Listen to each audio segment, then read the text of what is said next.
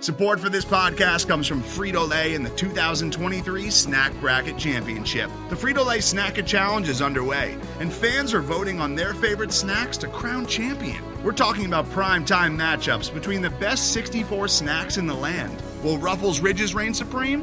Can Doritos defend their dynasty? Or will Smart Food use their smarts for a surprise upset? Only you can decide. Get in on all the action for a chance to win up to $1,000 or a year's worth of snacks. Let your snacks be heard. Just go to fritolaysnacket.sbnation.com to vote and enter for a chance to win. No purchase necessary. Sweepstakes ends April 3rd, 2023. Void where prohibited. Year's worth of snacks awarded in the form of 52 coupons, each good for one bag of chips. See official rules at fritolaysnacket.sbnation.com.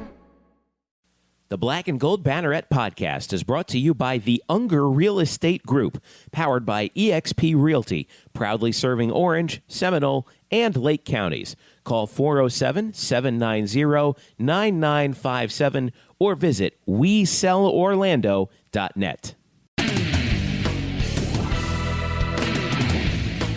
All right, welcome to the Black and Gold Banneret Podcast. And what is all of a sudden turned out to be basically our last regular season show all of a sudden. I know. Wednesday, May the 30th is when we're recording this. I'm Jeff Sharon. I'm joined by the usual suspects, Brian Murphy and Eric Lopez. Didn't expect our season to come to an end so quickly, boys. I know UCF Baseball didn't expect it to end like this, and for it to end with them being the first four out, kind of twist the knife a little deeper, and to know they were so close yet so far. I know. Well, we'll talk about that. Lopez is joining us from Oklahoma City, by the way. That's right, folks. Women's College World Series covered it. Depending on when you listen to this, there'll probably be games going on. I'll be toasted. It's 90-plus degrees here at Oklahoma City. I was going to say you'll be toasted. They're having a toast for you. How lovely. I thought you've arrived, man. Not quite. It's pretty hot. The good news is there's only like about a 15% chance of a tornado overnight, so we're good. Well, that's a relief. That's an interesting one when you see the weather. Weather. There's a slight possibility where, okay, that's good to know. Thanks. Great. That's good. good. That'll make me sleep better. Thanks for everybody. If I hear a siren, I'll know what do I do? Yeah, seriously. It's an interesting town, but I'm looking forward to covering, obviously, the week-long Women's College World Series. So anyway, we got a lot to talk about, mostly having to do with baseball. And we'll just put a bow on the baseball season in which ended in disappointment, really, for UCF with the Knights not getting to the not getting to the NCAA tournament. Remember that you can follow us at blackandgoldbanneret.com all throughout the off season. You can follow me at Jeff_Sharon. You can follow Eric at Eric Lopez Elo. You can follow Brian at Spokes_Murphy, where you get all the stuff that he does for not just us, but also the Orlando Sentinel. Here on that. In addition, you can follow us collectively on Twitter at Black and Gold at UCF_Banneret, and follow us on Facebook at Facebook.com/Black and Gold Banneret, and subscribe to this podcast and tell your friends. Leave us a comment. Google Play, iTunes, SoundCloud, Stitcher, and tune in. Boys, let's dive right in. UCF, one of the, well, depending on who you ask, one of the first four teams left out of the NCAA baseball tournament when the field got released on Monday. There was a stretch in time there, Brian Murphy, that it looked like some of the dominoes were falling in UCF's place on Friday, Saturday, Sunday. And then it just kind of didn't all of a sudden. So from where you were seated and where you were watching all these games, and Elo, I know you were following them too, as was I. What didn't break UCF's way that they needed to break their way? What's funny is we paid so much attention to making sure that teams that were expected to win their conference tournaments end up winning them, and making sure that no bids were stolen and all that. And we paid a lot of attention to it. And yet in the end, the reason why UCF was held out of the tournament, according to the selection committee chair, Ray Tanner, who had a media teleconference call right after Monday's selection show. And I asked him, I said, what were the factors of UCF being left out of the field? And, after he talked about how they discussed UCF a lot and compared them a lot, the one thing he said, and this has been consistent to what the committee sort of judged teams upon, was conference standing, saying that because they finished 5th in the conference, that was a black mark against them. And if you look at the way that this committee sort of put this field together, it was obvious that conference standing and conference performance was really important to them. It's why Kentucky got left out in the SEC. Like, they had a really good season with a really high RPI, but they did not do well in the SEC. And I think as much as we pay attention to those final few days, really UCF's coffin was nailed shut right when they left Clearwater. Really, in retrospect, they had no chance. Once they left Clearwater, they had no chance. It was interesting because like I said, I mean, I thought that there was a point, I think Saturday, that I was like, man, this might happen. I mean, not the ideal situation, but there were relatively few bid stealers out there, and then for them to say,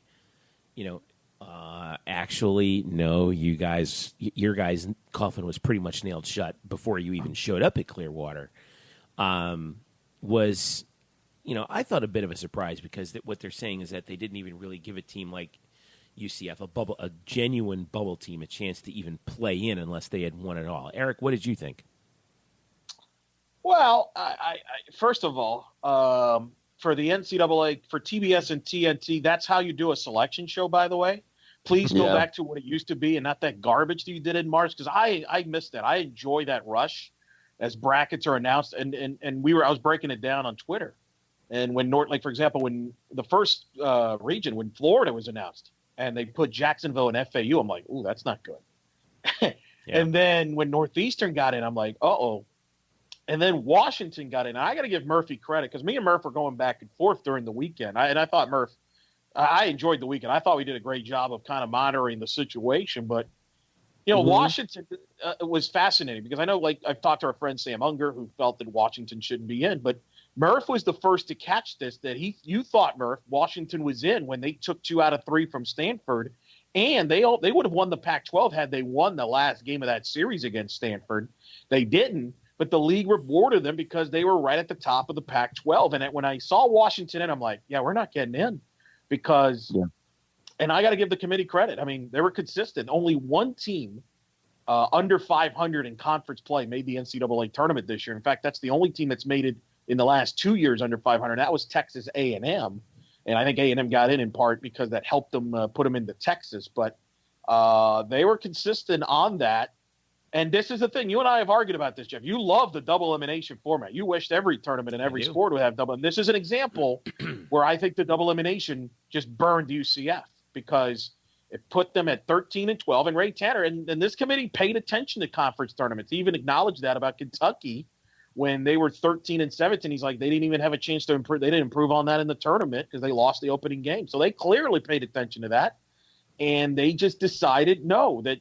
And the other factor was they didn't win a lot of the USF series that UCF. They lost some series that kind of came back to bite them and put UCF in a hole. I was a little surprised, but, when I saw the explanation by Ray Tanner, I respect the decision. I understand where he's coming from, and I got a sense that Greg Lovelady kind of, he's fine with it. I think that the interesting thing here, Murph, and the numbers kind of look good for UCF.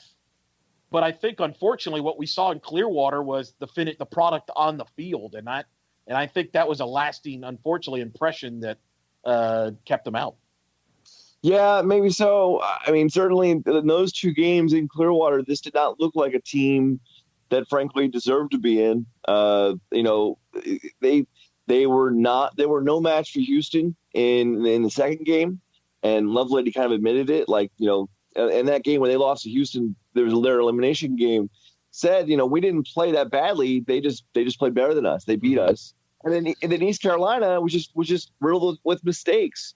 There were errors. and a guy was thrown out at home, and they were 3 for 17 with runners on base. So one game was just mistake filled. The other game, they just got beat. So the game that was mistake like filled too is against a team that won the whole thing anyway.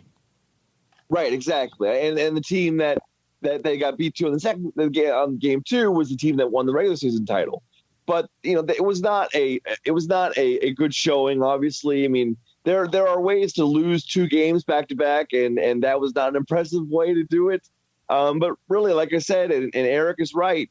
With Washington, people are like, look at their RPI. Their RPI is way high. They have a bunch of bad losses. Like, yeah, but this committee really put a premium on conference standing. And when you consider that Washington was 1 win away, was basically the last game of the year away from winning the Pac-12, that's what got them in. Like, it really helped. So to UCF, like, yeah, they had a really good strict schedule. They had a really good RPI, like a solid RPI, a lot of good top 50 wins. But what hurt them is they just didn't perform well enough in the AAC, and certainly that was sent home during the conference tournament. Well, let me play devil's advocate. Go ahead, Eric. Yeah. Well, I was going to say, remember now, Washington beat Stanford, who's a national seed, in that series 2 out of 3, and they also won a series against UCLA. Washington kind of peaked at the end from a conference standpoint that I think helped them. I think if you're UCF, I think the gripe you might have is, well, wait a minute, Oklahoma State fell apart at the end of the year. I think they went over in the Big 12 tournament, I want to say, and I think they lost 9 of the last 10 or something. But the league, they still put them in because I guess they finished second in the Big 12 in the regular season. They were second in the conference. So it's tricky. It's tricky, right? Because, the SEC got 10 teams in. So, an Auburn got in with a 500 record. UCF didn't. But, I think the bottom line with UCF, it's going to be, I go back to the Cincinnati blown loss where they should have swept Cincinnati. Mm-hmm. I go back to a blown lead against East Carolina where they could have won that series. That's the thing. I got the sense, and I don't know if you got this sense, Murph, and that Ray Tanner, had UCF gotten to, let's say, instead of a finish basically 13-12, because he counted the 2 losses in the tournament. Let's say if UCF would have been, I don't know, what something like to the extent of 15-10 or 15-9 in the league. Just switch a couple games. That probably would have gotten them in. Well, let me give you this. That was the big thing. But let me give you this. All right, so 4 teams did get into the field. Houston, regular season champ. Obviously, we knew that was going to happen. ECU won the tournament, 43-16. ECU is hosting, by the way, but they finished the conference season, the regular season, at 14-10. The other 2 teams to get in from the American at large were USF and UConn. USF is playing at Stetson, incidentally, in the DeLand regional, and I forgot where UConn's at Coastal Carolina's regional. All right. Interestingly enough, Washington is one of their opponents. Let me give you the overall and conference records for those 2 teams and UCF. All right. USF and UConn both finished 35-20-1. In fact, they tied against, they didn't tie against one another, but they both finished 35-20-1. UCF finished 35-21. USF finished 14-9-1 in the conference. That tie came against Wichita State, by the way. UConn finished 14-10 in conference. UCF finished 13-10 in conference. I mean, this is one game. Yeah, but you're So you're not finishing the story, though. You didn't listen to Ray Tanner had to say. They basically said you finished 13-12 because he's counting the conference tournament. The difference is UConn got to the final. USF made a run in the tournament. That's what I'm saying. If UCF would have made a run in the tournament, if they would have won a couple games, I think they would have gotten in. But because they went 0-2, they kind of looked at them as a 500 team in the conference. Fair or not. I mean, and this is the thing I will defend the committee on. If you're going to have a conference tournament, then you know what? Then the committee should pay attention to those games. That's fair. So that's the problem there. USF, you call the games. They made a run. They won some games. They did. Now they lost the first one to Wichita State, but then they won. Yeah. Basically 3 in a row after that. Correct. So. They got basically to the semis, and UConn got to the final. So I think that's kind of what helped too. The other thing is I'm going to give Brandon Helwig credit for this because he posted this on Twitter. I talked about the schedule strength for UCF was very good overall, which was 29. But USF had a stronger schedule, a non-conference schedule. Like UCF's non-conference schedule was not great. And Murph, you could break it down because unfortunately you were there for a lot of those weekends. You're talking the Chicago States of the world and the CNAs. And unfortunately for them, Rice and Virginia, which on paper looked fantastic at the preseason, both teams had mediocre, disappointing seasons. So that didn't help their schedule strength. I think that hurt UCF's RPI and hurt them as well because USF's RPI was super high in the 20s, low 20s. I want to say maybe even close to the teens, but I think it was in the low 20s, whereas UCF was 44 because they didn't have that marquee weekend series that they could point to. Their big wins were in the midweek, but that Oklahoma series hurt them in a way because they needed to win. And I think in retrospect, they needed to win that series. And I got to give Murph credit for this. He brought it up when it happened. That Jacksonville rainout hurt them because they could have used that game now in retrospect. Yeah, it's just kind of clearing up the points there. So South Florida ended up with an RPI of 18 with a strength of schedule both overall and non-conference in top 10. Yeah. UCF finishes at 44 with a strength of schedule overall of 36, which isn't bad. But non-conference schedule at 79. And, two things. One, you have Jacksonville, which would have been a top 25 RPI win if they had played it and won that game. They have a RPI of 21. And two, who would have thought that the only team to make it out in the NCAA tournament from that opening weekend at UCF Baseball, where we had Virginia and Rice, the only team to make it the NCAA tournament out of those four teams was Samford, out of the Samford Bulldogs in Alabama. Unbelievable. Wow. Who would have thought that? The question for you guys about the tournament field before we take a quick break, and we'll just talk about what happens with UCF baseball this offseason before we wrap up the show. We're going to take a break. But first, of the four teams in the American that are in the NCAA field, which team would you be least surprised to see in Omaha? I would go with UConn. I think, look, they've been tested all year. It's really hard to do what they've done because obviously they don't have, they're one of the teams that don't really have any home field advantage. They play on the road all year anyway, basically. And the Kate pitcher is a total ace. Going to be, he's a top MLB draft prospect. And look, arms go a long way. So, for me, it's probably between either USF or Connecticut because of the two top arms they have at the top with McClanahan at USF and Kate at Connecticut. And I'll go with Connecticut just because they've been battle tested all year long. Right. Eric? I like ECU. Now, help me out here real quick because I don't have the bracket in front of me. Who is ECU paired with in the Supers? ECU they're hosting. They have South Carolina, Ohio State, and UNC Wilmington. That's a tough region. And then if they were to win that regional, who they would get in the Supers? They would get the winner of the Arkansas, Southern Miss, Dallas Baptist, and Oral Roberts regional. Yeah, I got to have to agree with Murph. I like ECU a little better as a team, but that is a rough regional and super regional. To go through South Carolina potentially in your own regional, that's going to be hard. And if you get past that, by the way, we all remember the head coach at South Carolina is in his first year, Mark Kingston, the former USF baseball coach. That's right. And then possibly Arkansas in the Supers. That's tough. Whereas Connecticut, granted, they're on the road, but they're used to being on the road. They got to go against Coastal Carolina, which is tough. And then if they win that regional, who wins that? They would play who? The winner of that regional would play. I'm trying to look this up too. Okay. The winner of the ECU regional?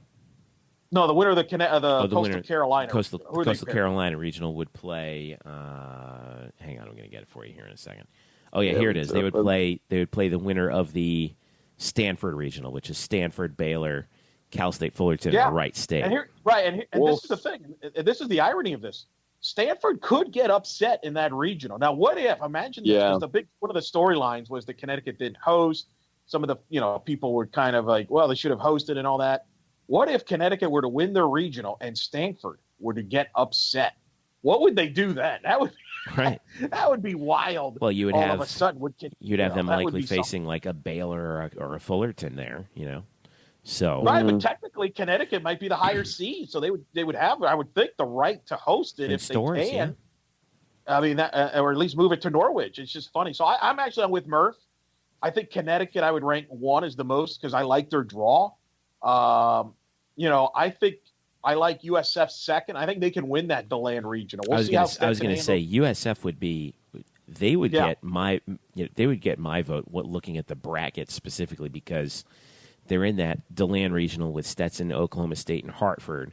I did 2 USF games at the tournament.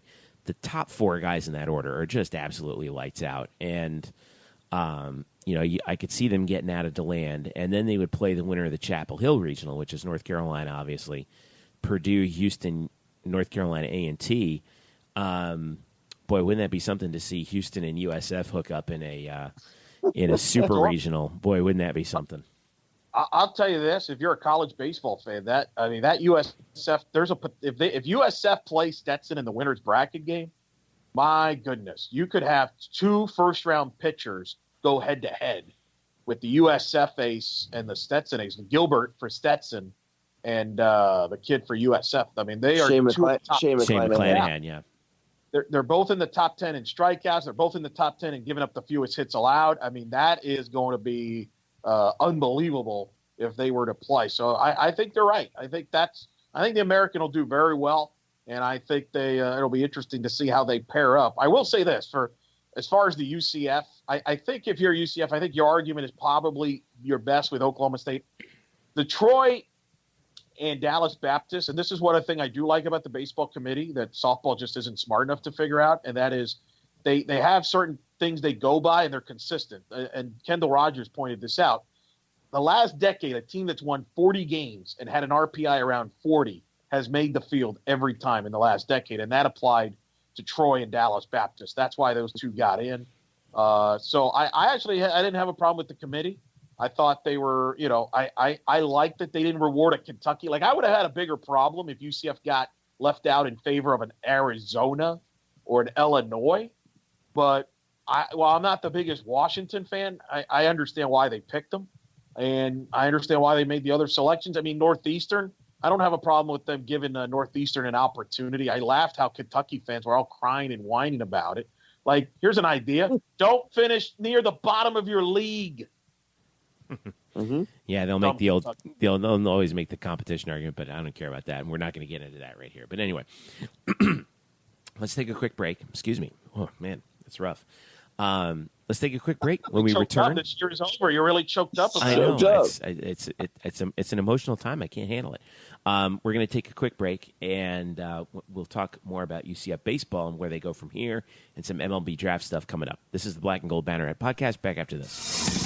The Black and Gold Banneret Podcast is brought to you by the Unger Real Estate Group, powered by eXp Realty. Sam Unger and his team proudly serve Orange, Seminole, and Lake counties, specializing in buying, selling, and new construction. Sam is a proud UCF graduate, class of 2006, and he's such a dedicated Knight fan that right now, if you work with him as your realtor, he will donate a portion of his commission to the UCF Football Excellence Fund in your name. So if you're ready to buy a new home or sell your current home, upgrade or downsize, Sam and his team have you covered so you can find the right home at the right price in the right location. So give them a call right now at 407-790-9957. Again, that's 407-790-9957. Or visit on the web at WeSellOrlando.net. Again, that's WeSellOrlando.net. You can also reach them on Facebook at facebook.com/WeSellOrlando. Get in touch with the Unger Real Estate Group today and make finding your dream home a reality. Hello, Night Nation. I'm Andrew Fegley. And I'm Trey Strelko. Where are we? This isn't our usual spot. It looks like we've landed in the Black and Gold Banneret Podcast. Oh, yeah. I've heard of those guys. You know, Nightline has UCF sports covered. Week in and week out, we bring you interviews with newsmakers and in-depth analysis of UCF sports. Subscribe to our weekly podcast on iTunes, SoundCloud, Stitcher, or wherever you get your podcasts. Be sure to subscribe to Nightline on YouTube, like us on Facebook, and follow us on Twitter at UCF_Nightline. Trace, can we go back to the 1148 studios now and start working on our next all-new Nightline? How do we get out of here? Go Knights! Charge on. Now back to you guys in the Black and Gold Banneret Podcast. And welcome back to the Black and Gold Banneret Podcast. Jeff Sharon, Brian Murphy, Eric Lopez with you talking college baseball here. blackandgoldbanneret.com, facebook.com/blackandgoldbanneret, UCF_Banneret on Twitter. All right, so we talked about the NCAA field in college baseball and UCF being left out of it, what we thought of the American going into it. Now let's focus back in on where UCF baseball goes from here. Draft prospects, the like. Last year there was such tremendous turnover. How many seniors last year was it, Brian? Was it 12 seniors? It was a lot. I forget the exact number, but then you had also, yeah, I forgot. It's not as much. It's not as many this year, but the turnover this year still looks pretty substantial as well. So Greg Lovelady. Well, first of all, you spoke to Lovelady, and we hinted at this in the previous segment, but we'll go a little bit more in depth on it. Lovelady was pretty disappointed with, or at least sounded like he was pretty disappointed with the entire sort of focus of the team, I think, throughout the entire year, Brian. And what was your impression? I mean, he spoke to the media for about 20 minutes, and it's still something sticking in his craw about this. Yeah, obviously he's upset and he's frustrated. And if you've talked to Greg Lovelady any number of times, you realize that coach speak is not really his forte. He doesn't really dabble in like the Belichickian God lexicon. For that. Yeah, we're on to UConn. It is. Nope. It is. It's refreshing. And then at some points where, if he's just feeling really sour, then you see a little different level where you're kind of caught off guard by the honesty, even though there's nothing wrong with it, because why shouldn't he be saying these things? These are honest viewpoints that we'll get to here in a second. Yeah. But it does get you off guard because we don't expect to see it or expect to hear it as much out of a coach. Right. So, yeah. And so there's a couple things I wanted to start with here. From the players we talked to, it was basically your standard, like, disheartening, disappointing. J.J. Montgomery brought up heartbreaking. Also, J.J. Montgomery brought up specifically the losses that Eric mentioned, specifically the loss to ECU, where they had a 9-run 8th inning, and the loss to Cincinnati on Sunday. Those two things he still remembers. So it's interesting that Eric brought that up because so did J.J. Montgomery yesterday. Yeah. And then we talked to Lovelady. I mean, just you feel bummed for like Logan and Hep and McCoy and Max. Just that they don't get to finish their careers off of the way that we felt like it. Secondly, you just you feel bad for all the people that the Luke Hamlins and the Eli Putnams of the world that did such a great job of last year putting ourselves on the map and laying the foundation, and just embarrassed that we kind of let those guys down and just let the fans down. Just frustrating. You got to do a lot of looking in the mirror, though. It starts with me. Like, I just didn't do a good enough job this year. We severely underachieved. At the end of the day, that's on me. Just didn't do enough job to reach the guys, to get them to figure out how important games were, and what we needed to do to match the expectations and the talent that we had,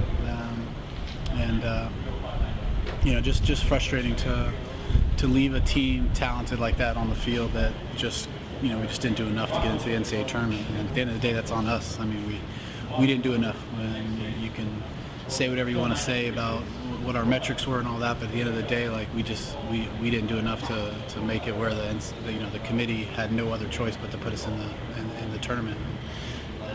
And like I said, it was just a frustrating year, I think, from day one. And we just never turned the corner like I'd hoped. We just had very limited leadership vocally, just the way they go about their business. And again, we had a lot of new players, and that plays into it a little bit. But last year our best players were just really, really good leaders. And we just didn't have enough leadership. Just had too much drama, I felt like, in the clubhouse, and just drama of external things like the draft and things like that became the focal point too much instead of just the team. And the year before, we don't have the talent, we don't have that. Luke Hamlin could have played pro ball and turned down jobs, like had no desire to play professional baseball. He wanted for UCF to be really, really good. He wanted to leave his legacy here. He cared about winning. So when the other things become the forefront of people's agendas or mindsets, you lose sight of what is supposed to be the number one thing, which is us winning games, and the other stuff being a result. It becomes our success leads to your personal and your success in the draft, and become that kind of stuff, and that just, I don't think that was the way things went this year.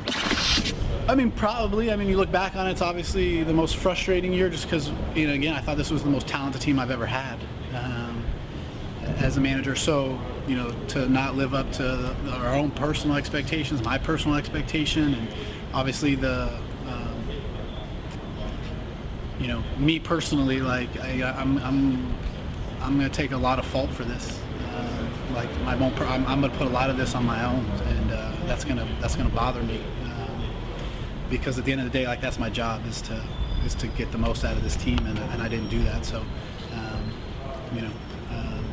I've got to learn from this and look in the mirror and figure out how better ways to motivate and to get guys to believe and change some things, whether it's recruiting wise or just culturally, and doing different things. Understand that as the dynamic changes here, be it the draft and the junior college stuff, and not having guys here for 3 or 4 years all the time, I've got to come up with different ways to coach to get the same results that I want.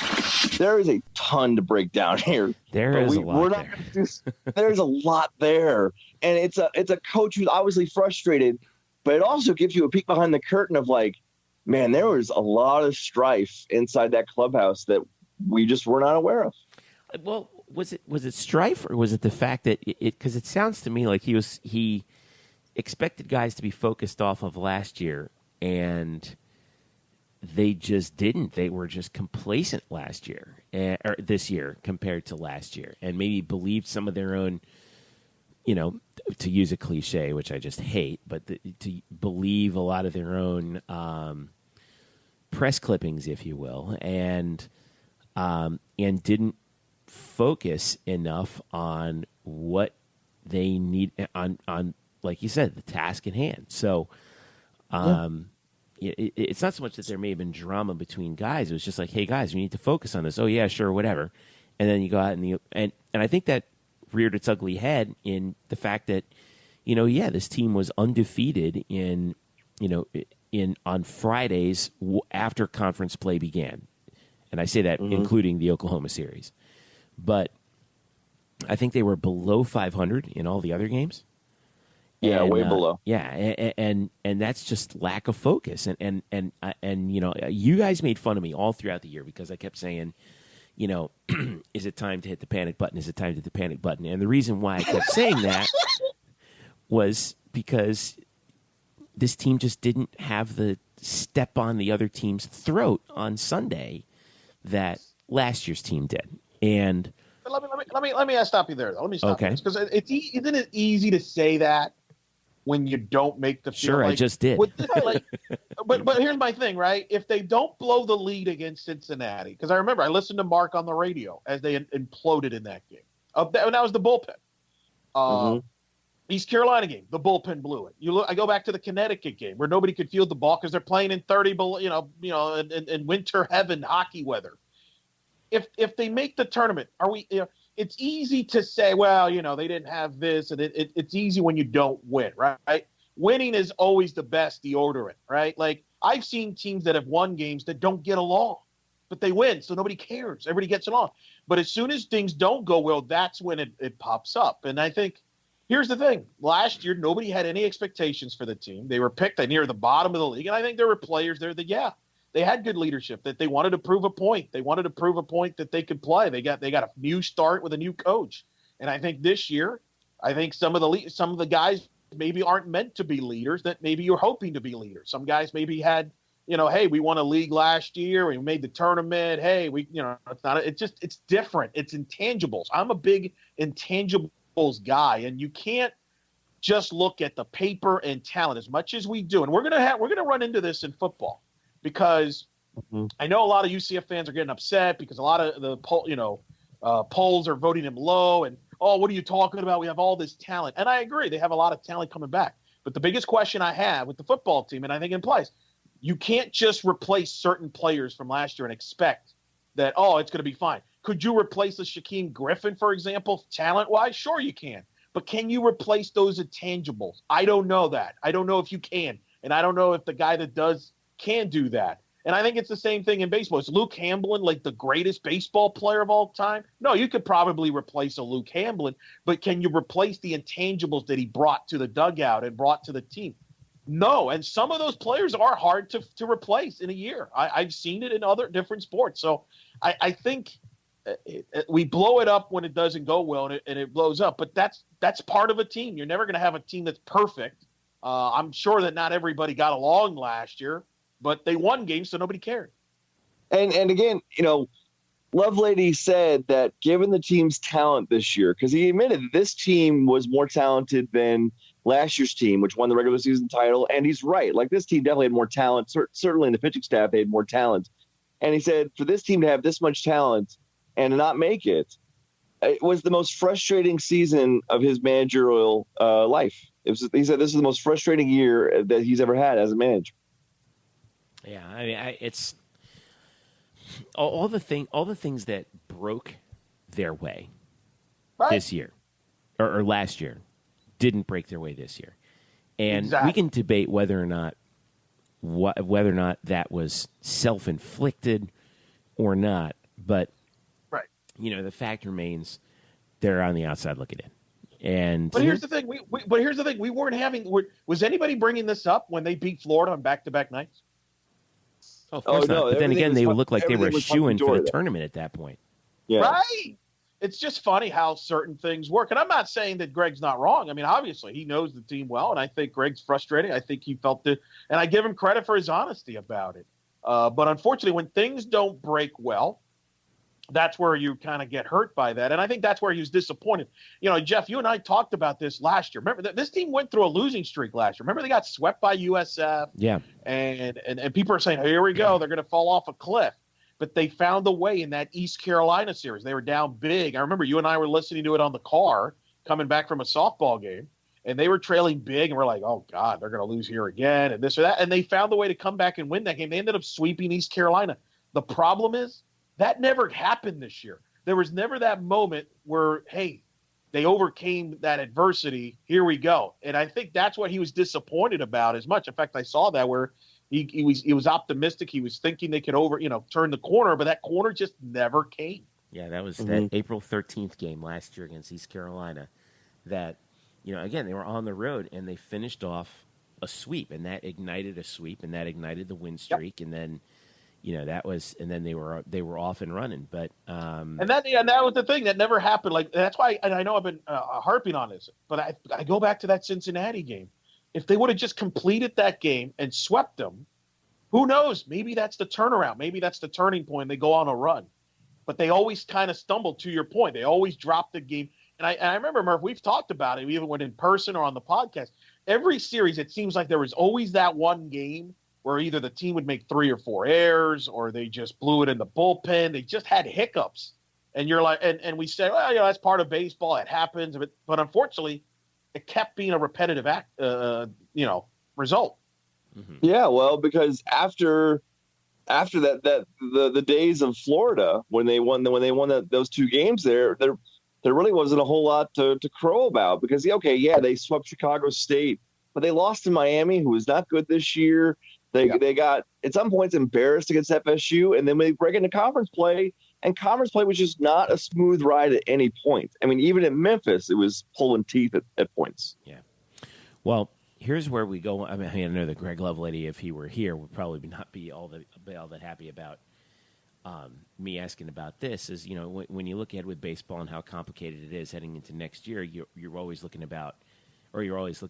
you know, what are you going to have back and who's leaving. So that's my question to you, Brian, is the MLB draft is coming up June the 4th, which is next week. Brendan Hellwig did mention that he expected 4 UCF players to go in the first 5 to 10 rounds, most likely gone, all of them pitchers. Yep. Bryce Tucker, J.J. Montgomery, Cree Finfrock, and Thad Ward. Couple players, 3 players who could be gone, depending on where they hear their names called. Ryland Thomas, obviously Brody Wofford, your outfielder, and another pitcher, Jordan Spicer. I guess the question to you is, you know, where do you go from here? I mean, that's a lot of arms that, you know, if that holds up, that's a lot of arms that you're going to have to find a way to replace. Where does Greg Lovelady go from here? It's a lot, and even the list grows longer when you consider that, you know, they didn't have a bulk of impactful seniors, but one of the guys who was leaving as a senior is Eric Heppel, who was like a rubber arm out of that bullpen, middle relief. And you can't rely on Joe Sheridan to pitch at all next year. He's going to undergo labrum surgery, and you have to expect he'll probably miss the entire season. And with that being the case, yeah, they're going to miss Tucker, Montgomery, Ward, Finfrock, Heppel, and Sheridan. Like, that kind of leaves it pretty bare. Now, they've got, obviously Chris Williams should be back. Garrett Westberg was a quick revelation for the bullpen.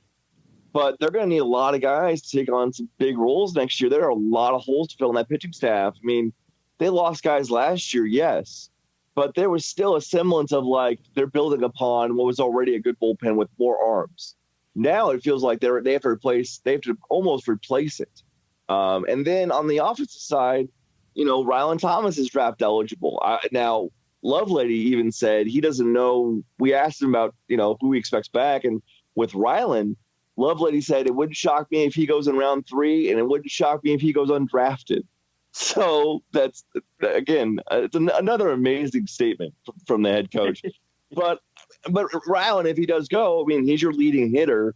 And although he slumped at the end of the year, like, this was not a dangerous offensive team for most of the season, and losing him would be tough. And, you know, it's a lot, especially pitching wise. It's a lot to replace.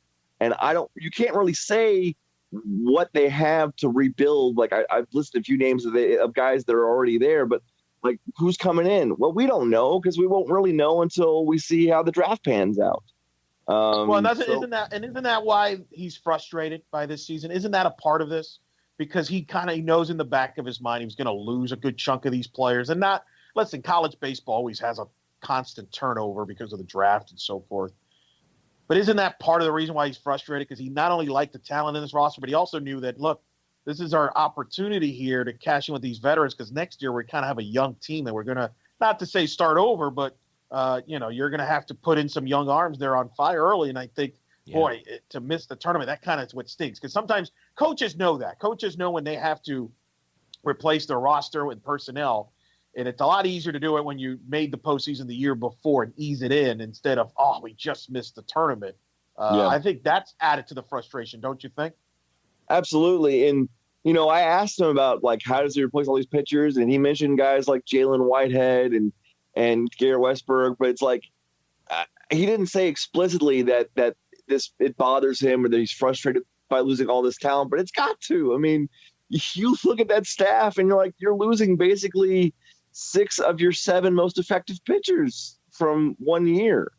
And so it's tough. And then offensively, like, you know, Tyler Osick had a good season. He should come back probably. Dallas Beaver and Ray Alejo were probably the 2 best players offensively down the stretch. They should both come back as well. I can't say for certain because you never know. But it's not – there's not as much optimism, I think, that I had about this team at this point last year. heading into 2018 season. I thought there was more in the cupboard, so to speak, than what we see, the attrition that we could see going into next year's team. We'll see what they bring in and the freshmen and JUCOs that they'll bring in and see what comes of it. But just from what we know now, what we expect to happen next week with the draft, it's a lot of really, really talented players, especially on the pitching side, leaving this team.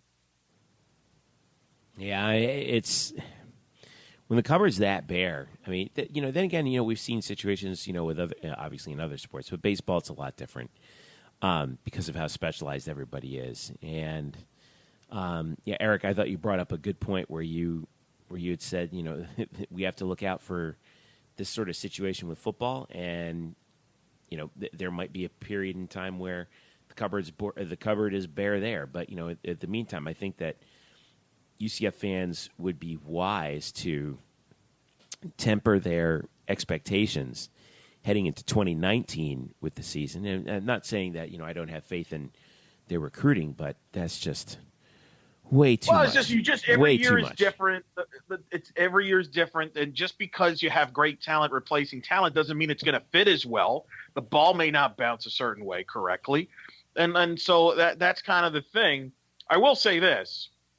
When Greg Lovelady took over this team, nobody thought they would win, even come close to winning the regular season title in his first year. I remember we're like, man, it's like, he's got some work to deal with. He got some work to do here. So let's kind of, baseball is weird like that, and this better than anybody, Murph. Baseball is weird like that. Just when you lose all this personnel and this or that. And then next thing you know, these guys that came out of nowhere step in and you're like, wow, this team's playing better. Maybe they have better leadership. Maybe they have better chemistry. Maybe they get picked low in the conference and all of a sudden there's that hunger again that wasn't there perhaps. And now all of a sudden they're sneaking up on people. So, and I'm going to say this, I love Greg Lovelady. Let me just call it out. I mean, I think he's a great coach. I love the fact he tells it like it is. And he's not a guy he's not just going to throw players under the bus without throwing himself under the bus. Like he threw everything. It wasn't like he was critical of just the players. He was just as critical about himself. And yes. Are you saying he pulled others under the bus with him? I don't know what the correct saying on that. I'll defer to you. But isn't that refreshing though? Like, isn't that refreshing that if you're a UCF fan, you got to be excited. Here's a coach that's taking accountability, right? He's not making excuses. Like it could have been easy to say, hey, we got raw. We should have been in the tournament. He's like, no, you know what? We put ourselves in this position. We shouldn't have done that. And I admire the guy. And I think, look, the guy's going to be fine. He's going to win games. He'll figure it out. Sometimes the ball, but the guy, he gets it. And I said that even when I've talked to him, he gets it. And, this year didn't, but I'm not going to count him out.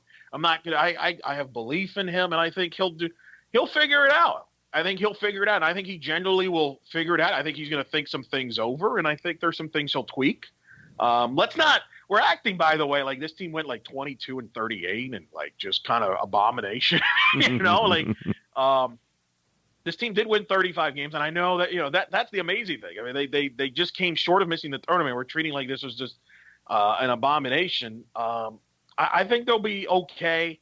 I understand the concern, the unknown, right? We're always concerned about the unknown. We don't know, but that's the beauty of college baseball. There's always going to be the unknown, and every year because of the constant turnover. So I'm not the gloom and gloom guy. Sorry, Murph. You want to jump on that like, oh, it's looking bleak next year. I'm not going to drink that Kool-Aid just yet. Well, no, I've already said like you never know because again we don't know. Certainly we know the pitchers who are leaving.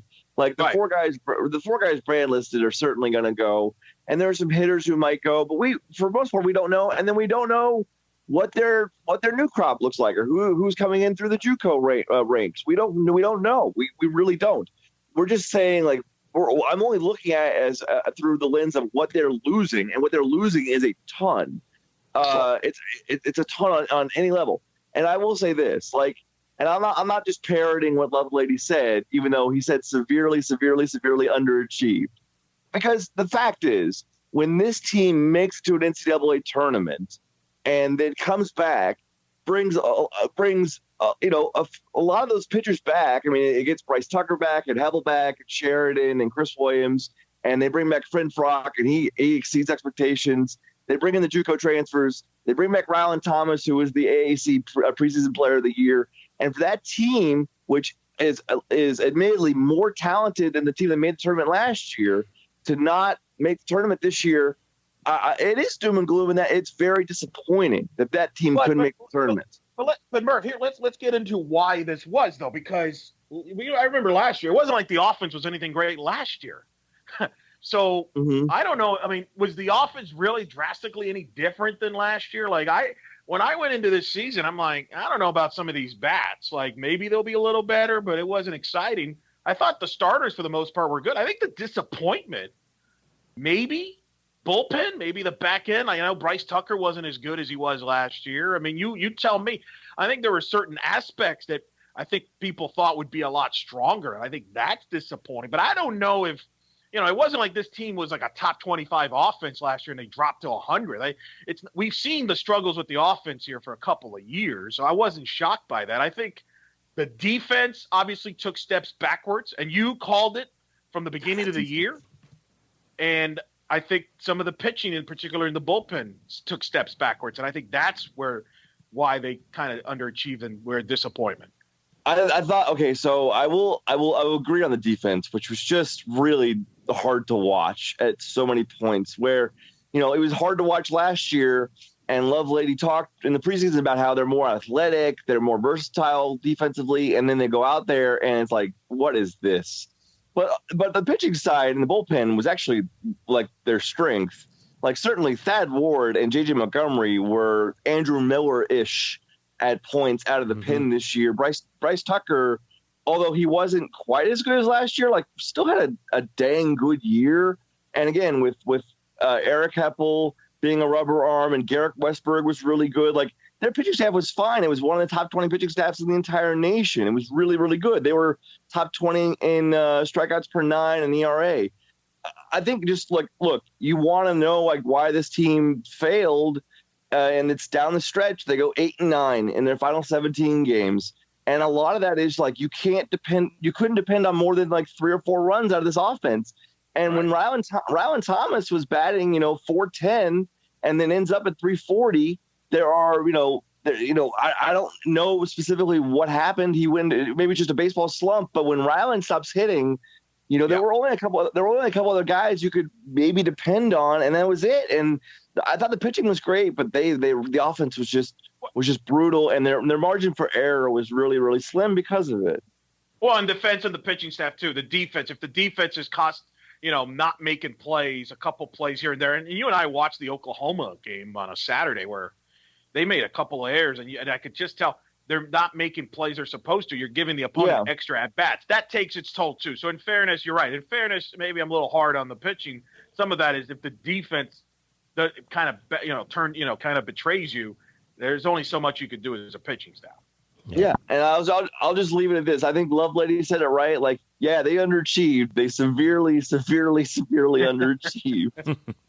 Well, the last word is with Greg Lovelady, but the last word is actually, the last word on this entire athletic season is going to rest with us because we will have the Bannies coming up in the next couple of weeks here. How about the fact you got to call UCF's last game of the year, Jeff? That's true. That's true. And I'm thankful to the folks at the American for allowing me to do that. And, so it was their last game, and it was pretty much a microcosm of, what happened. I just thought they just never had enough. Never had quite enough to push themselves over the top, which is disappointing because at the start of the year, I think they did have enough. And I think everyone thought they had enough, but they didn't have as much as they thought they did, which was not enough. Anyway, let me... They didn't have as much as they thought they had. Which was not enough. How's that for analysis? Yeah. By the way, when we do the Bannies, we're going to have to be really creative this year because otherwise it's just going to be a lot of football awards. So we're going to have to listen. We'll have a little powwow. We'll sit things down and we'll figure that out. But we'll do this across 2 weeks. We're going to have our nominees show where we're going to release our nominations. We're going to have we'll allow the fans to vote just like last year. And we'll have 4 nominees per category, and then from there we will We'll allow the fans to vote for the week, and then we will have our final Banny show after that. And then after that, we will have summer sessions throughout the summer where we will have interviews with UCF newsmakers, with alumni, former coaches, hopefully some current coaches. And then, believe it or not, right around the corner, all of a sudden we're getting ready for volleyball, we're getting ready for soccer, we're getting ready for football. So it's going to happen sooner than you think. It's, we're recording this, now it's past midnight on May 31st. Stuff cranks up again in like 2 months. So, and actually in some cases, like with volleyball, like they're going to be starting stuff like almost at the end of July. So, so yeah, it's going to be a quick roll. So, like I said, we're not saying goodbye just yet. So, but, we did want to give you a heads up on our schedule coming up. Brian, what do you have on tap, this week for yourself?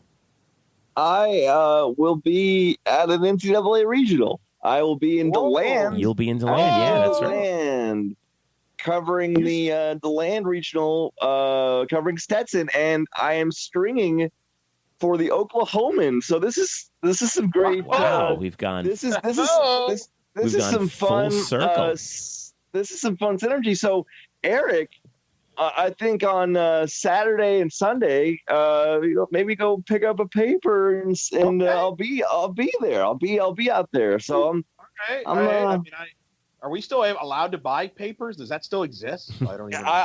I still do. You can pick up a copy of the Oklahoman right there from your right there in your hotel there, Eric Lopez. I'm going to work on that for you, Murph. I promise. I will try to work on that. I wouldn't mention it other than the fact that like it's so amazing how this works out. Eric's in Oklahoma City. I get this thing where I'm going to be covering Oklahoma State baseball for the weekend along with Stetson and USF. So yeah, it'd be fun. You're wearing a hat. So a hat, I am wearing a Stetson. Always wearing a Stetson fedora. That's pretty good. That's a good region. I'm envious. That's pretty good. But yeah, look, that's awesome. I did not realize that. That's pretty good. Yeah, that's good stuff. And as you alluded to, Eric, you're in Oklahoma City for the week. Yeah, I'm here for the whole week. Women's College World Series underway, depending when you're listening to this Thursday. It's going to be a full week, 18 field, 2 teams from the state. The Florida Gators and the Florida State Seminoles are involved. And Oklahoma looking for a three-peat, first team in 30 years. No team has won 3 straight national titles in women's softball in 30 years since UCLA did it. You got 4 teams from the Pac-12, so you got a lot of storylines here. The Pac-12 trying to regain the national title for the first time in 2011. So I will literally be on the field at the USA Softball Stadium the entire week because there's games like every day, and I'll be covering it for Fast Pitch News and in the Circle podcast. We're doing special podcasts from Oklahoma City with special guests. So if you're on Twitter and Eric Lopez Hilo, expect to see a lot of softball tweets in the next week from Oklahoma City, and just try to tolerate that as well. But look at the bright side. If I were you, it's going to be a lot more interesting than the NBA final. And the podcast, because basically you're going to be doing a podcast like every night, right? When the action concludes. We're going to do some podcasts every other night, but we're also going to do some live Twitter episodes from the field and instant reaction stuff. So you're going to see some video stuff. Myself and former Minnesota pitcher Sarah Moulton. Hoping to get some other guests and that we're working on. So it's going to be crazy. It's kind of wild. It's my first time covering it. It's cool that a lot of people actually know me, which is kind of weird. Like, hey, welcome. Hey, man, good to see you. Oh, you know who the heck I am. That's good. So it's weird, isn't it? Well, I just want to give you a heads up that I think I just saw our first tornado warning in the state of Oklahoma for the evening. In Waynoka, Tacoma, and Hopeton, Oklahoma, which is northwest of where you are, Eric. So enjoy that in Oklahoma City. But nice knowing you guys. Make it back. Eric, if you see a tornado, just know I'm gonna be so envious. That's like a childhood dream of mine. I'm gonna chase them at one point in my life. So if you see it, just know I hate you. I will hate myself too if I see one.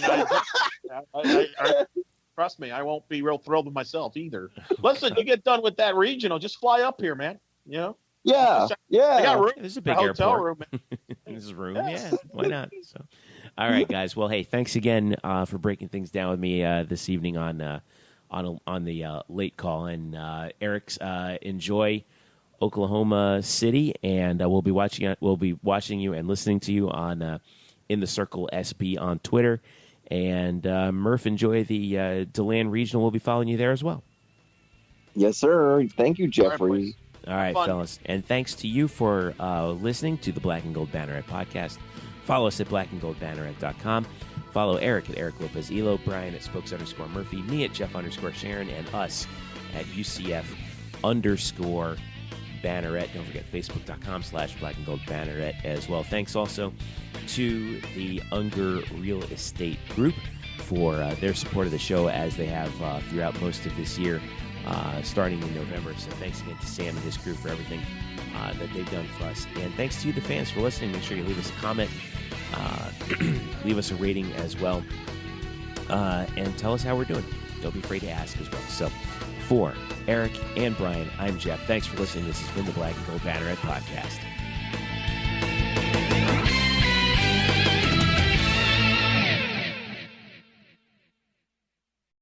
Today's episode is brought to you by Cars.com.